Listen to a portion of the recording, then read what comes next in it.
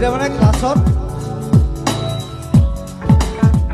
তামোলপুৰ মই যিখন স্কুলত পঢ়িছিলোঁ তামোলপুৰ হায়াৰ ছেকেণ্ডেৰী চ' ক্লাছত অকল দুজনী ছোৱালী আছিলে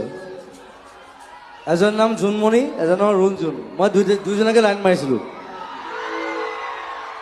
সেইকাৰণে লিখিছিলোঁ জোনমণি ৰুণজোন তেতিয়া চকু জোন নিভা যাবে গন থোপা থোপে খৰা খুন That's a crazy love actually তাৰিখ ক'ত আছে মই নাজানো but খিৰি